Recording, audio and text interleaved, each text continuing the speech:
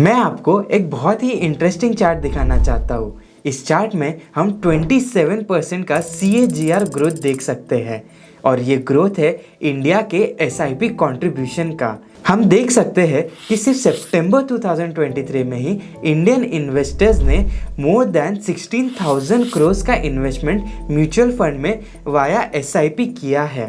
तो आइए समझते हैं कि SIP क्या होता है और इंडियन म्यूचुअल फंड इन्वेस्टर्स में SIP इतना पॉपुलर क्यों हो रहा है। SIP का मतलब है systematic investment plan. SIP investment करने का एक ऐसा मेथड है जहां पे आप रेगुलर इंटरवल्स पे एक फिक्स्ड अमाउंट अपने किसी भी पसंदीदा म्यूचुअल फंड स्कीम में इन्वेस्ट कर सकते हैं। SIP को हम म्यूचुअल फंड्स का रिकरिंग डिपॉजिट भी कह सकते हैं, जहां पर हम मात्र 500 रुपए से भी अपनी रेगुलर इन्वेस्टमेंट शुरू कर सकते हैं। तो अब समझते हैं कि SIP एक्चुअली में काम कैसे करता है। सबसे पहले हमें अपनी पसंदीदा म्यूचुअल फंड स्कीम को सिलेक्ट करना है। उसके बाद हमें अपनी फिक्स्ड अमाउंट सिलेक्ट करनी है। सपोज हम 5,000 रुपये की SIP स्टार्ट करना चाहते हैं। इसके बाद हमें अपना टाइम इंटरवल सिलेक्ट करना है। हम इंटरवल मंथली, वीकली या एनुअली भी कर सकते हैं। तो सपोज हम अभी मंथली SIP के लिए ऑप्ट कर रहे हैं, तो इसके बाद हर महीने 5,000 रुपये आपकी बैंक से डेबिट होकर म्यूचुअल फंड स्कीम में इन्वेस्ट हो जाएंगे और उसके बदले आपको उस म्यूचुअल फंड स्कीम के कुछ यूनिट्स मिल जाएंगे।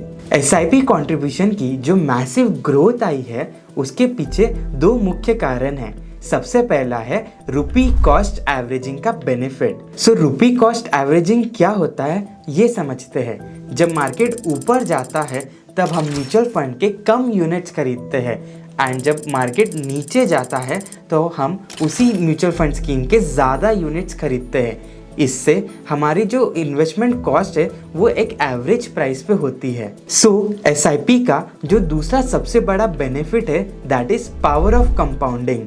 आपकी SIP जितने ज़्यादा समय तक चलेगी आपको पावर ऑफ कंपाउंडिंग का उतना ज़्यादा बेनिफिट मिलेगा। पावर ऑफ कंपाउंडिंग क्या होता है इसे एक्सप्लेन करने के लिए मैं आपको एक बहुत ही इंटरेस्टिंग एग्जाम्पल देता हूँ।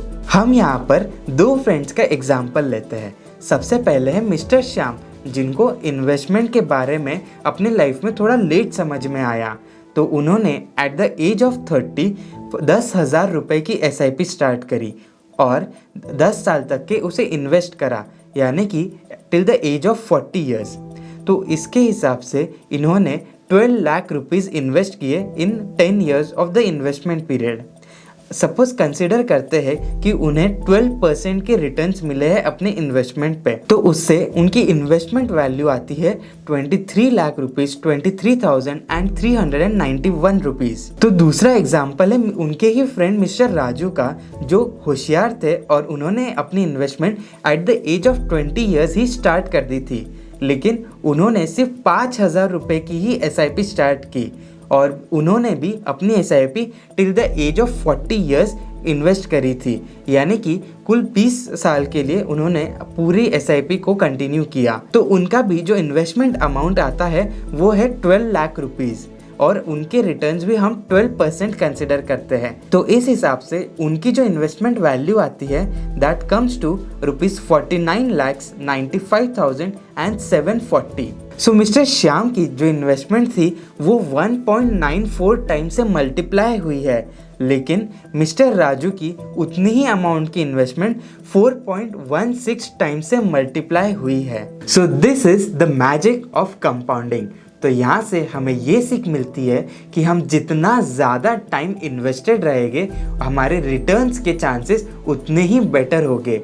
सो SIP स्टार्ट करने का सबसे अच्छा दिन होता है आज का। सो इन दोनों बेनिफिट्स के अलावा SIP के कई और दूसरे बेनिफिट्स हैं जिनकी वजह से SIP इन्वेस्टर्स के लिए एक अच्छा मेथड बनता है। सबसे पहला बेनिफिट है डिसिप्लिन।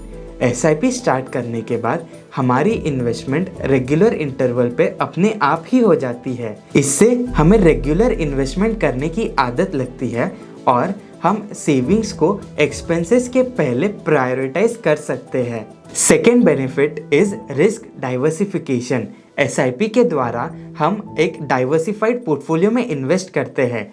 म्यूचुअल फंड्स अलग अलग एसेट क्लास में अपनी इन्वेस्टमेंट को डाइवर्सिफाई करते हैं और सिर्फ इक्विटीज़ में ही वो अलग अलग सेक्टर्स का भी एक्सपोजर लेते हैं, तो इससे हमारा जो रिस्क है वो स्प्रेड हो जाता है।